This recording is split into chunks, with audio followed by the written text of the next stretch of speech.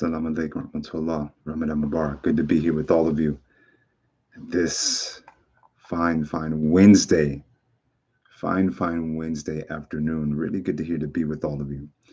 And as promised, trying to keep my promises, staying connected to you live at least as often as I possibly can. Right? You thought I was going to say each week or every other week, but no, trying to go live at least as often as I can.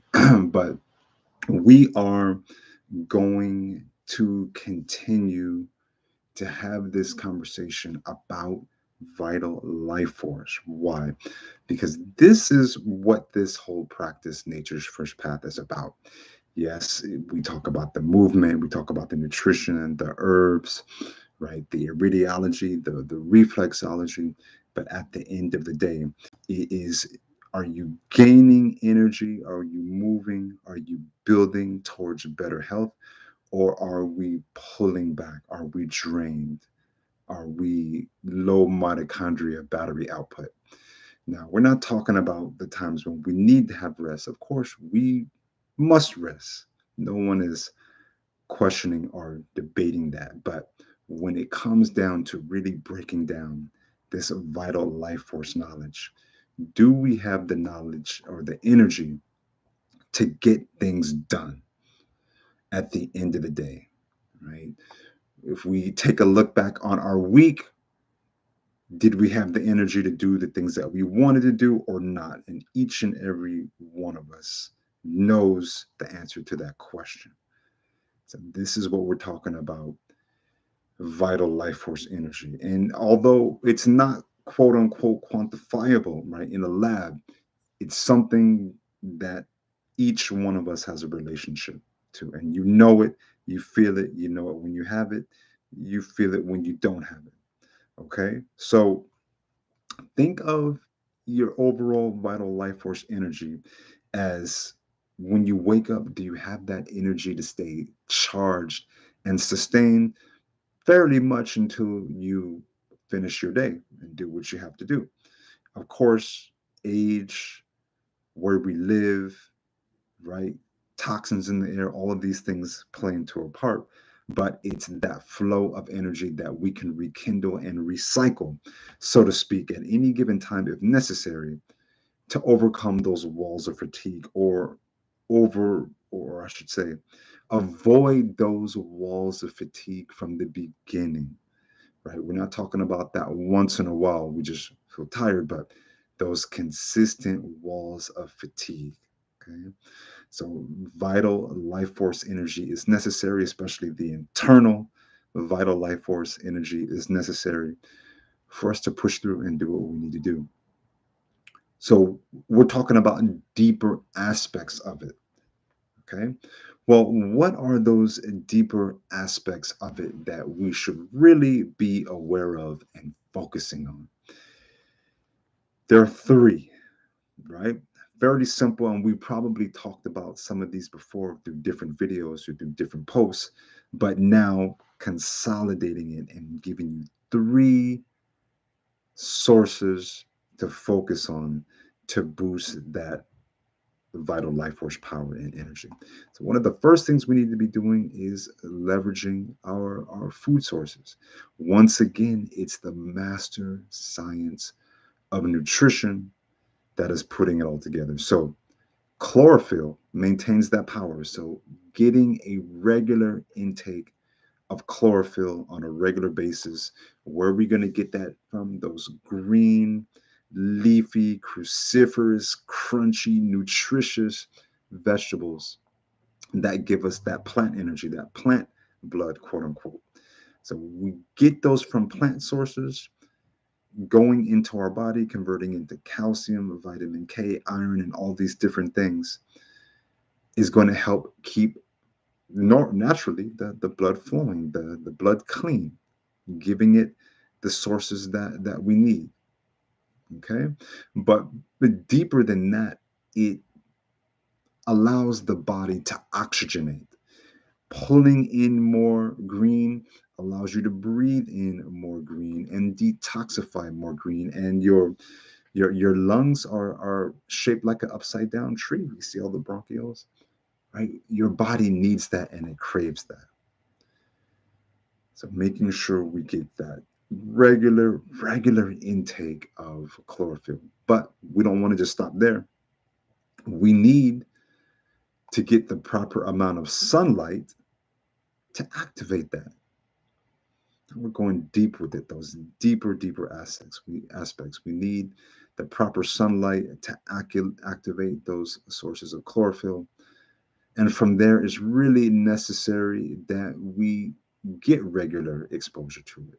If we live in places that we're not getting regular exposure to sunlight, we need to be bringing in that vitamin D or supplementing it, okay, to convert all of that plant food, all of that chlorophyll into sustained energy, and not just energy, stamina, and strength, everybody.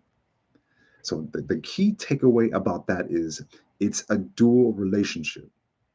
Taking the proper things in first to eat and allowing that sunlight to seep through the skin, through the cells to activate it and taking it deeper on another level. Think of it as a key and a lock.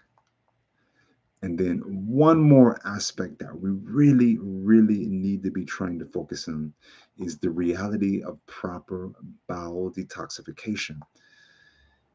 If we're not having enough or the proper amounts of bowel movements, that can be problematic for your vital life force. So we need to keep that vital life force going by making sure we are eliminating regularly 2, 3. If you have 4 day, that's good. But at a minimum 2 to 3. So we're not just clearing out bacteria in our body, but we're also eliminating toxins that need to free, that need to go out of that body. Okay.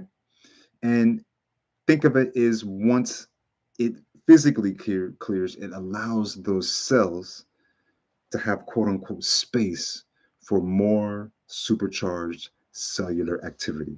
So we see how we broke that down, right? Right, going from the green chlorophyll to the activated sunlight. If you're not having the activated sunlight, right, making sure we have that vitamin D, right, to keep us going.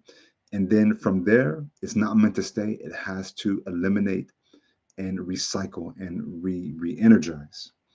So this is what we're talking about, a deeper aspect of vital life force energy. It's something that we feel, but it's also something we have to maintain.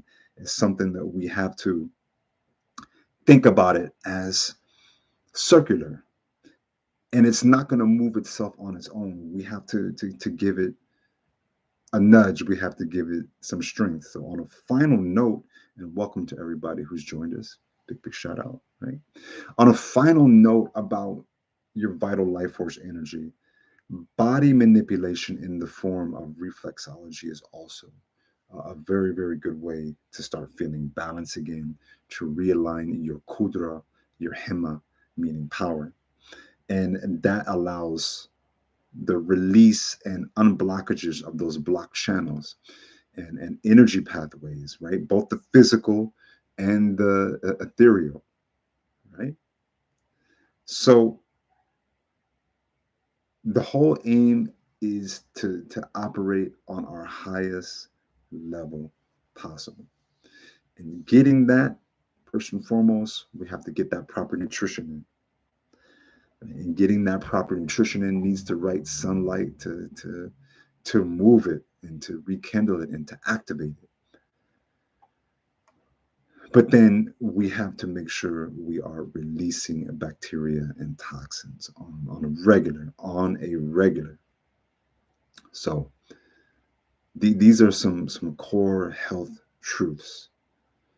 And then of course, in between that, there's so much exercise, right? There's so much mindfulness that we can talk about. There's so much meal planning that we can talk about. There's so much, right? Emotional states and herbs and tinctures and iridiology plans that we can get into. But when it all comes down to it, are we building a life force energy? Are we pulling back from life force energy? And if we're on the pullback side, let's implement these 3 steps talked about. If we're doing these things and we want to go higher, well, let's go higher and add even more to it. So again, everybody, don't forget to give a like, a kind comment, a share, right? And set your notifications so any new upload or short or video that comes out, you are getting access and knowing about it first and foremost right away. So again, Dr. Scott here, Nature's First Path. We are doing it. We have been live, and we're going to connect again soon, and we'll go from there. Don't forget to reach out and go ahead and let's click those about links if we want to set a private consultation. Talk to you soon. Nature's First Path, Los Angeles, California. We'll get to you soon. Peace.